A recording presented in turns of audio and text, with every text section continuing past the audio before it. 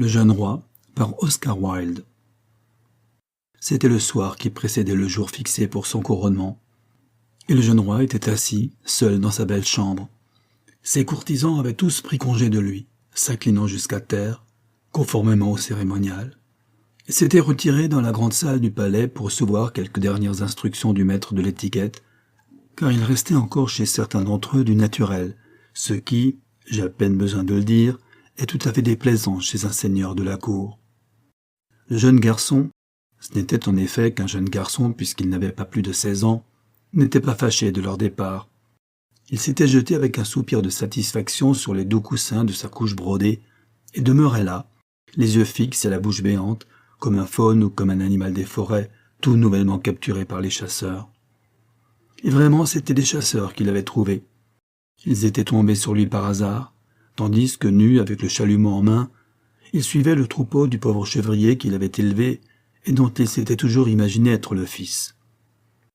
Enfant de la fille unique du vieux roi, issu d'un secret mariage de celle-ci avec un personnage fort au-dessous d'elle, un étranger, disaient quelques-uns, qui, par le magique pouvoir de son luth, s'était fait aimer de la princesse, tandis que, d'après d'autres, il s'agissait d'un artiste de Rimini que la princesse avait accueilli avec honneur, peut-être avec trop d'honneur, et qui avait disparu soudain, laissant inachevée l'œuvre à laquelle il travaillait dans la cathédrale. Il avait, à peine âgé de 8 jours, été enlevé à sa mère pendant qu'elle dormait, et confié aux soins d'un paysan et de sa femme, qui n'avaient pas d'enfants et vivaient dans un coin écarté de la forêt, à plus d'une journée de course de la ville. Le chagrin, la peste, à ce que déclara le médecin de la cour, ou comme le suggérèrent certains, un actif poison italien administré dans une coupe de vin épicé, fit mourir, moins d'une heure après son réveil, la blanche princesse qu'il avait mis au monde, et tandis que le messager sûr, qui portait l'enfant à l'arçon de sa selle, sautait à bas de son coursier fourbu et frappait à la porte rustique du chevrier, le corps de la princesse était déposé au fond d'une fosse qui avait été creusée dans un cimetière abandonné, loin des murs de la ville, fosse où gisait également, disait-on, le cadavre d'un jeune homme inconnu, merveilleusement beau, dont les mains étaient liées derrière le dos avec une corde, et dont la poitrine était percée de rouges blessures. Telle était du moins l'histoire que l'on se confia à l'oreille tout bas. Ce qui est certain, c'est que le vieux roi, à son lit de mort, poussé soit par les remords au souvenir de sa faute, soit par le simple désir d'empêcher que le royaume ne passât en des mains étrangères, avait fait chercher le jeune garçon et, en présence du conseil, l'avait reconnu pour son héritier. Et il semble que dès le moment de cette reconnaissance, il montra les indices de cette étrange passion pour la beauté qui devait avoir une si grande influence sur toute sa vie. Ceux qui l'accompagnaient dans la suite d'appartements destinés à son usage rapportèrent les exclamations qui s'échappèrent de ses lèvres lorsqu'il aperçut les vêtements précieux et les riches joyaux qui avaient été préparés pour lui et la joie presque sauvage avec laquelle il s'était débarrassé de sa pauvre tunique de cuir et de son grossier manteau en peau de mouton. Parfois, certes, la belle vie libre des forêts lui manquait, et il s'irritait de l'ennuyeux cérémonial de la cour qui accaparait tant d'heures de chaque jour, mais le merveilleux palais, joyeux était son nom, dont il se trouvait maintenant le maître, lui apparaissait comme un merveilleux monde de jouissances créé pour lui, et dès qu'il pouvait s'échapper du conseil ou de la chambre d'audience, il se précipitait en bas du grand escalier aux lions de bronze doré et aux marches de porphyre éclatants, et circulait de salle en salle, de corridor en corridor, comme quelqu'un qui rechercherait dans la contemplation des belles choses un remède à ses maux, une sorte de réconfort pour sa convalescence.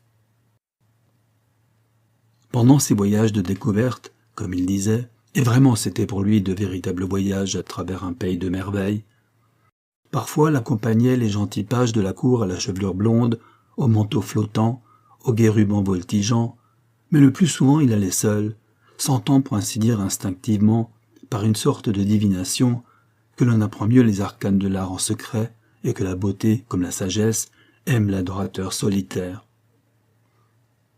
À cette époque, on racontait de lui maintes histoires étranges. On disait qu'un gros bourgmestre, étant venu pour présenter une adresse très pompeuse au nom de ses administrés, l'avait surpris agenouillé dans une attitude de vénération devant un grand tableau envoyé de Venise et qui paraissait annoncer le culte de Dieu nouveau. Une autre fois, il avait disparu pendant plusieurs heures, et après de longues recherches, on l'avait trouvé dans une petite chambre de la tourelle nord du château, contemplant, comme en extase, une pierre précieuse grecque qui représentait Adonis.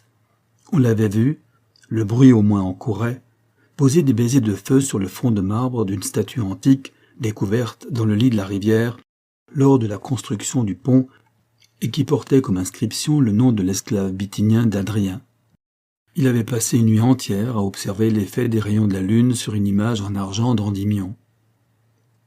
Toute chose rare et précieuse exerçait vraiment une grande fascination sur lui, et dans son désir impérieux de s'en procurer, il avait envoyé à l'étranger, soit pour acheter de l'ambre aux rudes pêcheurs des mers du Nord, soit en Égypte pour rechercher cette curieuse turquoise verte que l'on trouve uniquement dans les tombes des rois et à laquelle on attribue des propriétés magiques, soit en Perse pour trouver des soies et de la poterie, soit encore dans l'Inde, à l'effet d'acquérir des gazes, de l'ivoire, des pierres de lune, des bracelets de jade, de l'émail bleu et des shawls de laine fine. Mais ce qui l'avait préoccupé surtout, c'était la robe qu'il devait porter le jour de son couronnement, robe en tissu d'or, et la couronne de rubis et le sceptre avec ses rangées successives de perles. Et c'était à cela qu'il songeait ce soir, tandis qu'il était étendu sur sa couche magnifique, regardant la grande bûche de pain qui se consumait dans le foyer ouvert. Les dessins exécutés par les plus fameux artistes du temps lui en avaient été soumis déjà depuis plusieurs mois, et il avait donné l'ordre que l'on travaillât nuit et jour à leur réalisation. Il fallait fouiller le monde entier pour trouver les joyaux dignes d'être mis en œuvre. Il se voyait lui-même en pensée, debout au grand autel de la cathédrale, dans le superbe costume de roi, un sourire se jouait et demeurait sur ses jeunes lèvres et éclairait ses yeux sombres comme la forêt. Après quelques instants de méditation, il se leva de sa couche, et s'appuyant au manteau sculpté de la cheminée, il regarda autour de lui dans la demi-obscurité de la salle. Les murs étaient tendus de riches tapisseries représentant le triomphe de la beauté. Une grande armoire, incrustée d'agates et de lapis-lazuli, occupait un coin, et faisant face à la fenêtre, il y avait un petit cabinet curieusement ouvré, avec des panneaux de lait poudrés ou marquetés d'or, sur lesquels étaient posés quelques fins gobelets en verre de Venise et une coupe d'onyx aux veines sombres. Des pavots pâles étaient brodés sur la petite couverture en soie du lit, comme s'ils étaient tombés là d'une main alanguie par le sommeil, et de grands roseaux en ivoire cannelé supportaient le baldaquin, au sommet duquel s'élevaient de grosses touffes de plumes d'autruche, blanches comme de l'écume, vers le pâli d'argent du plafond ciselé. Un narcisse antique, en bronze vert, tenait au-dessus de sa tête un miroir poli. Sur la table, il y avait une coupe basse en améthyste. Au dehors, il pouvait voir l'immense dôme de la cathédrale, apparaissant vaguement comme une grosse bulle au-dessus des maisons perdues dans l'ombre, et les sentinelles lasses qui allaient et venaient sur la terrasse embrumée près de la rivière. Tout au loin, dans un verger, un rossignol chantait. Un léger parfum de jasmin pénétrait par la fenêtre ouverte. Il disposa ses boucles brunes pour dégager son front, et prenant un luth, laissa ses doigts errer sur les cordes. Ses paupières se fermaient alourdies, et une langueur étrange s'emparait de lui. Jamais auparavant il n'avait ressenti d'une façon aussi pénétrante et avec une joie aussi raffinée la magie et le mystère des choses belles. Lorsque minuit se fit entendre dans la tour de l'horloge, il sonna et des pages entrèrent. Ils le déshabillèrent en grande cérémonie, versant de l'eau de rose sur ses mains et répandirent des fleurs sur son oreiller. Peu après qu'ils eurent quitté la chambre, il était endormi. Et il eut un rêve, et ce rêve fut tel. Il pensait qu'il se trouvait dans une longue et basse mansarde, parmi le ronronnement et le cliquetis de nombreux métiers. Une mince apparence de jour pénétrait par les fenêtres grillées et lui faisait voir les figures décharnées des tisserands penchés sur leur travail. Des enfants pâles à l'air maladif étaient à croupetons sur les immenses poutres en forme de croix. Quand les navettes étaient lancées à travers la chaîne, il levait de lourdes voliges, et lorsque les navettes s'arrêtaient, il laissait retomber celles-ci et rassemblait les fils. Leurs figures étaient amaigries par les souffrances de la faim, et leurs mains toutes frêles tremblaient. Quelques femmes à l'œil hagard étaient assises à une table et cousaient. Une odeur horrible infectait toute la pièce. L'air était lourd et malsain. L'humidité suintait des murailles. Le jeune roi s'avança vers l'un des tisserands, s'arrêta près de lui et le regarda. Et le tisserand leva vers lui des yeux irrités. « Pourquoi m'observes-tu ? Y a-tu un espion que notre maître a chargé de nous surveiller ?»« Qui est ton maître ?» demanda le jeune roi. « Notre maître, s'écria le tisserand, d'un ton amer, c'est un homme tout comme moi-même. Mais vraiment il n'y a qu'une différence entre nous, c'est qu'il porte de fins habits, tandis que moi je suis en haillons. Et encore, que si je suis faible par manque de nourriture, lui, au contraire, souffre quelque peu de trop manger. Le pays jouit de la liberté, dit le jeune roi, et tu n'es l'esclave d'aucun homme. En guerre, répliqua le tisserand, le fort a raison du plus faible, et dans l'état de paix, le riche assujettit le pauvre. Nous devons travailler pour vivre, et on nous donne des salaires si misérables que nous mourrons. Nous peinons pour les maîtres, tout le jour durant, et eux entassent l'or dans leurs coffres. Nos enfants s'évanouissent hors du monde avant leur temps, et les faces de ceux que nous aimons deviennent dures et mauvaises. Nous foulons les raisins et un autre boit le vin. Nous semons le blé et notre table est vide. Nous portons des chaînes, bien qu'aucun œil ne les voie, et nous sommes esclaves, quoiqu'on nous appelle des hommes libres. En est-il de même pour tous? Oui, il en est de même pour tous, répondit le tisserand, pour les jeunes comme pour les vieux, aussi bien pour les femmes que pour les hommes, pour les petits-enfants que pour les vieillards courbés sous le poids des années. Les marchands nous oppriment, et nous devons forcément obéir à leurs ordres. Le prêtre passe en disant son chapelet, nul ne s'inquiète de notre sort. Par nos ruelles sans soleil se glisse la pauvreté avec ses yeux de famine, et le péché avec sa face abrutie s'en vient immédiatement derrière elle. La misère nous éveille le matin, et la honte s'assied auprès de nous le soir. Mais que te fait tout cela? Tu n'es pas des nôtres, tu sembles trop heureux. Et il se retourna d'un air farouche, et lança la navette à travers le métier. Le jeune roi vit qu'il tissait du fil d'or. Une grande terreur s'empara de lui, et il dit au tisserand, « Quelle robe es-tu donc en train de tisser ?»« C'est la robe pour le couronnement du jeune roi, » répondit-il. « Mais quel intérêt cela a-t-il pour toi ?» Et le jeune roi poussa un cri et s'éveilla. Hélas! Dans sa chambre, par la fenêtre, il vit la grande lune couleur de miel suspendue dans le ciel sombre. Et il se rendormit, et il eut un nouveau songe, et voici quel il fut. Il s'imagina être couché sur le pont d'une immense galère mise en mouvement par les rames d'une centaine d'esclaves. Sur un tapis à côté de lui était installé le maître du bâtiment. Il était noir comme de l'ébène et portait un turban de soie écarlate. De grands anneaux d'argent pendaient au lobe épais de ses oreilles, et dans ses mains il tenait une balance en ivoire. Les esclaves étaient nus, à part un pagne loqueteux, et chaque homme était enchaîné à son voisin. Le soleil ardent tombait en plein sur eux. Les nègres montaient et descendaient le passe-avant et les cinglaient avec des fouets de cuir. Ils étendaient leurs maigres bras et tiraient sur les lourdes rames qui fendaient les flots. L'embrun flottait sur les lames. Enfin ils atteignirent une petite baie et se mirent à prendre des sondages. Une légère brise soufflait du rivage et couvrait le pont, ainsi que la grande voile latine, d'une fine poussière rouge. 3 Arabes, montés sur des ânes sauvages, s'avancèrent et jetèrent des lances dans leur direction. Le maître de la galère prit un arc peint et atteignit l'un d'eux à la gorge. Il tomba lourdement dans les vagues du bord et ses compagnons s'enfuirent au galop.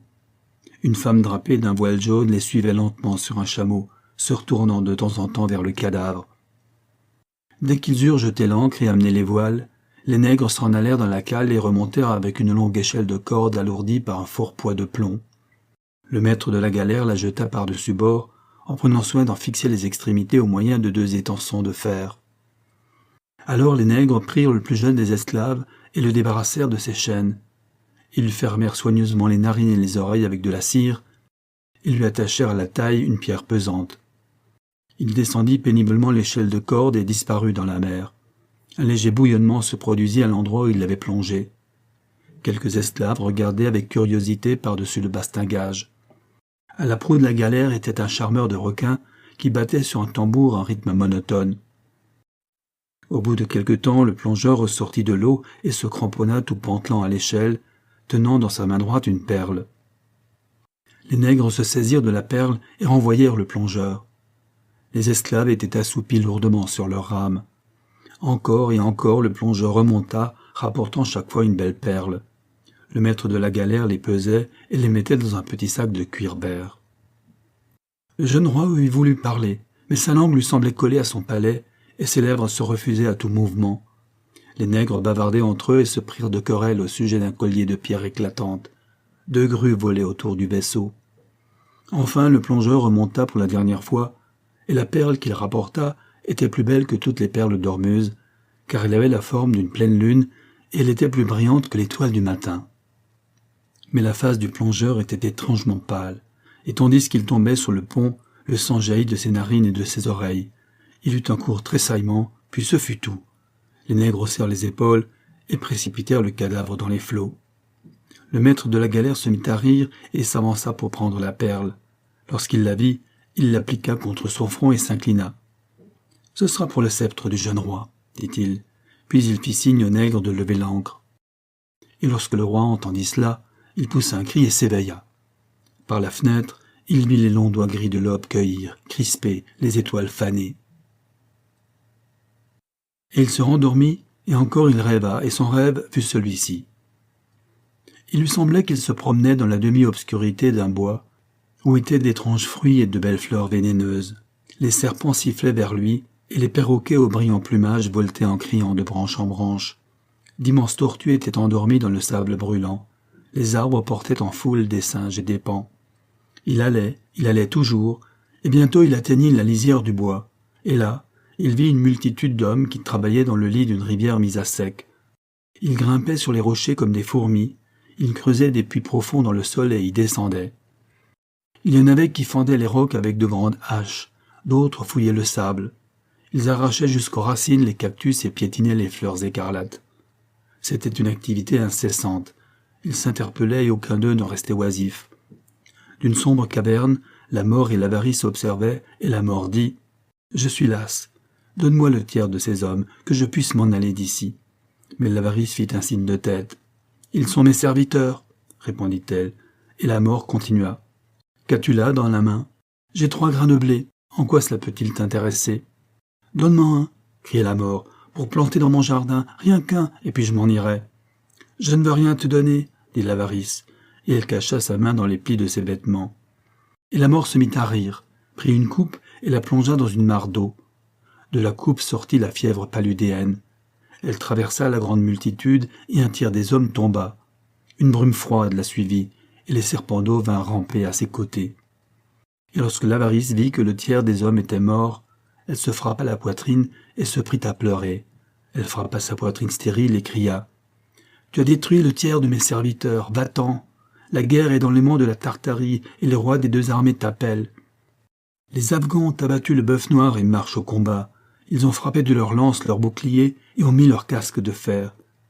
Qu'est-ce donc qui t'oblige à rester dans mon domaine ? Va-t'en, te dis-je, et ne reviens plus. »« Non, » répliqua la mort, « tant que tu ne m'auras pas donné un grain de blé, je ne partirai pas. » Mais l'avarice ferma sa main et répondit en serrant les dents, « Tu n'auras rien. » Et la mort se mit à rire, et prit une pierre noire qu'elle jeta dans la forêt. D'un fourré de cigus sauvages sortit la grande fièvre en robe de flamme. Elle passa parmi les hommes, et tous ceux qu'elle toucha moururent. L'herbe se flétrissait sous ses pieds au fur et à mesure qu'elle avançait. Et l'avarice tressaillit et soucouvrit la tête de cendres. « Tu es cruel, tu es cruel. La famine règne dans les cités de l'Inde et les citernes de Samarcande sont desséchées. La famine règne dans les cités de l'Égypte et les sauterelles sont arrivées du désert. Le Nil n'a pas débordé et les prêtres ont maudit Isis et Osiris. Va-t'en vers ceux qui ont besoin de toi et laisse-moi mes serviteurs. »« Non, » répliqua la mort, « tant que tu ne m'auras pas donné un grain de blé, je ne m'en irai point. »« Je ne te donnerai rien, » dit l'avarice. Et de nouveau, la mort eut un rire. Elle siffla dans ses doigts, et une femme arriva en volant à travers l'espace. Sur son front était écrit « Je suis la peste ». Une foule de vautours décharnés tournoyait à ses côtés. Elle couvrit la vallée de ses ailes, et il ne resta plus un homme en vie. Et l'avarice s'enfuit en poussant des cris perçants dans la forêt, tandis que la mort sauta sur son cheval rouge et partit au galop plus vite que le vent. Et de la base, à l'extrémité de la vallée, sortirent en rampant des dragons et d'horribles êtres scameux. Des chacals arrivèrent en trottinant sur le sable, levant leur museau pour humer la brise. Et le jeune roi se mit à pleurer et dit « Quels étaient donc ces hommes, et que cherchaient-ils » ?»« Ils cherchaient des rubis pour la couronne d'un roi, » répondit quelqu'un qui se trouvait derrière lui. Et le jeune roi tressaillit, se retourna, et vit un homme habillé en pèlerin et tenant à la main un miroir d'argent. Et il devint pâle et demanda « Pour quel roi ?» Et le pèlerin répondit « Regarde dans ce miroir et tu le verras. » Il regarda dans le miroir, et voyant sa propre face, il jeta un grand cri. L'éclatante lumière du soleil inondait la chambre, et dans les arbres du jardin et de la plaisance, les oiseaux chantaient. Et le chambellan et les grands officiers de la cour entrèrent pour présenter leurs devoirs, et les pages lui apportèrent la robe tissée d'or, mais il dit au Seigneur « Remportez toutes ces choses, car je ne m'en servirai point. » et les courtisans étaient stupéfaits. Quelques-uns se mirent à rire, croyant à une plaisanterie. Mais il s'adressa de nouveau à eux sévèrement et dit « Remportez toutes ces choses, éloignez-les de mes regards. Quoique ce soit le jour de mon couronnement, je ne m'en servirai pas. Car sur le métier de la douleur et par les mains pâles de la souffrance, cette robe, la mienne, a été tissée. Le sang est dans le cœur du rubis et la mort dans le cœur de la perle. » Et il leur raconta ces 3 songes.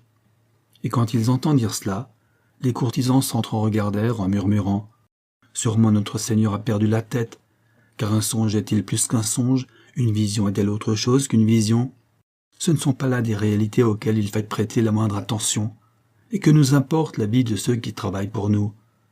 Ne boirons-nous du vin que quand nous aurons parlé avec le vigneron? Ne mangerons-nous pas de pain avant d'avoir vu le semeur? » Et le chambellan, s'adressant au roi, lui dit « Je supplie votre majesté d'éloigner ces sombres pensées et de revêtir cette belle robe, de poser cette couronne sur sa tête. Car comment le peuple saura-t-il que vous êtes un roi, si vous ne portez pas les attributs de sa dignité ?» Et le jeune roi le regarda. « Vraiment ?» interrogea-t-il. « Ne reconnaîtra-t-on en moi le roi que si je porte les attributs extérieurs de la royauté ?»« Le peuple ne reconnaîtra point votre majesté, » s'écria le chambellan. « Je pensais qu'il y avait des hommes d'apparence royale, » répondit-il, « mais il se peut que ce que vous dites soit vrai. Et pourtant, je ne veux point porter cette robe.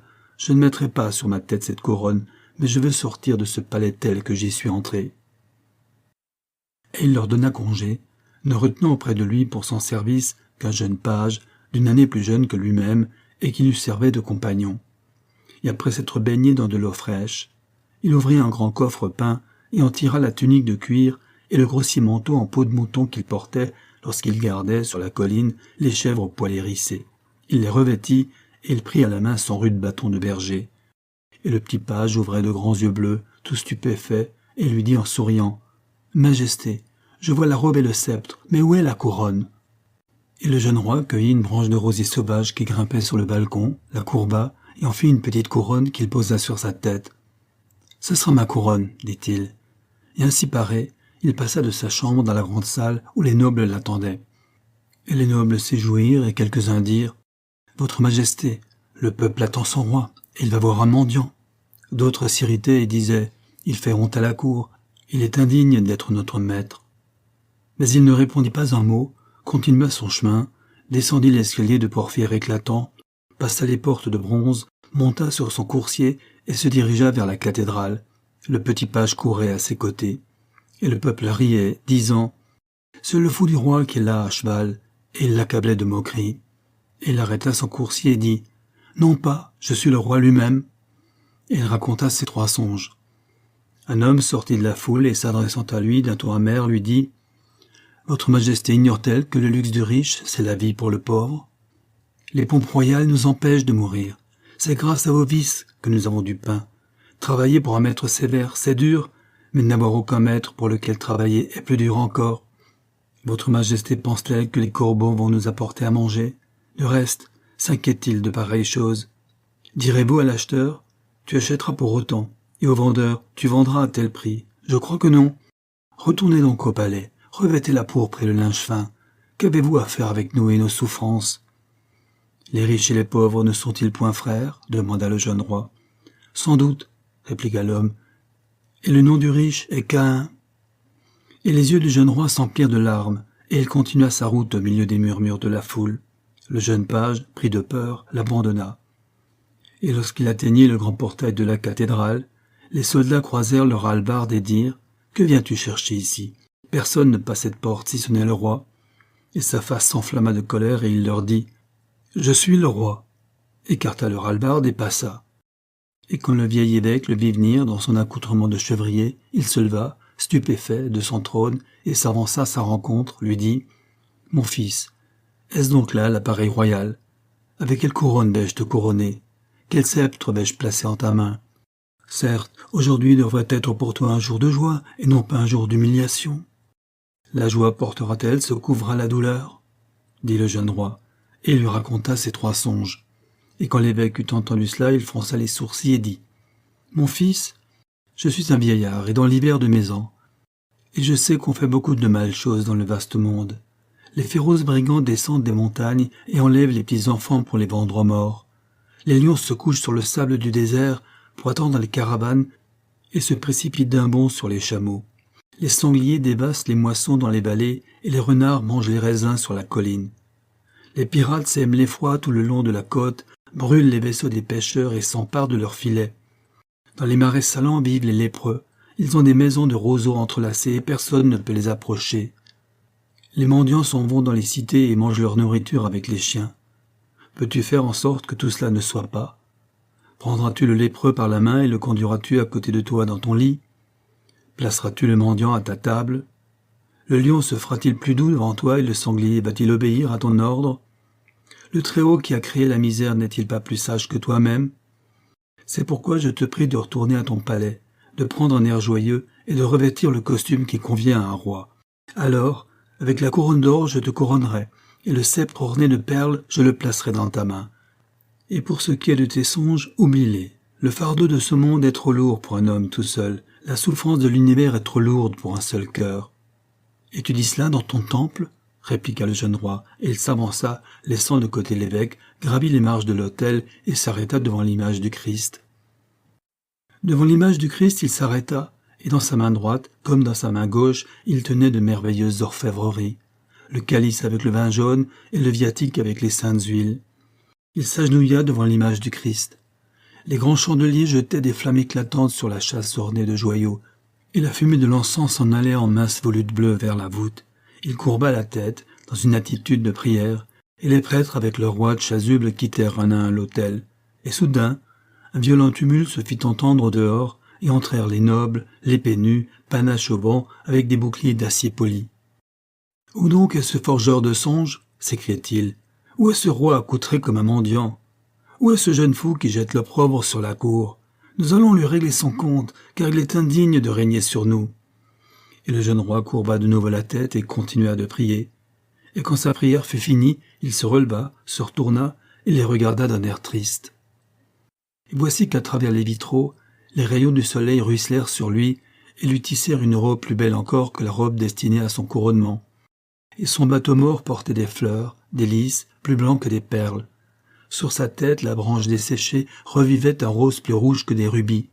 Plus blancs que les plus belles perles étaient les lys et leurs tiges étaient d'argent éclatant. Plus rouges que les plus beaux rubis étaient les roses et leurs feuilles étaient d'or battu. Il était là, en costume de roi, et les panneaux de la châsse s'ouvrirent, et du cristal de l'ostensoir rayonnant jaillit une merveilleuse et mystique clarté. Il était là, debout, en costume de roi, et la gloire de Dieu emplissait le temple, et les saints, dans leurs niches sculptées, semblaient prendre vie. Dans le superbe costume de roi, il était là, et l'orgue faisait entendre sa grandiose musique, et les trompettes sonnaient, et les enfants de chœur chantaient. Et le peuple tomba à genoux, saisi de crainte. Les nobles remirent l'épée au fourreau, et rendirent hommage au roi. L'évêque devint pâle, et ses mains tremblaient. « Un plus puissant que moi t'a donné la couronne, s'écria-t-il, et il s'agenouilla devant lui. Et le jeune roi descendit du grand autel et rentra au palais en traversant la foule. Mais nul, dans cette foule, n'osa regarder sa face, car elle était comme la face d'un ange. Ainsi s'achève Le jeune roi, par Oscar Wilde.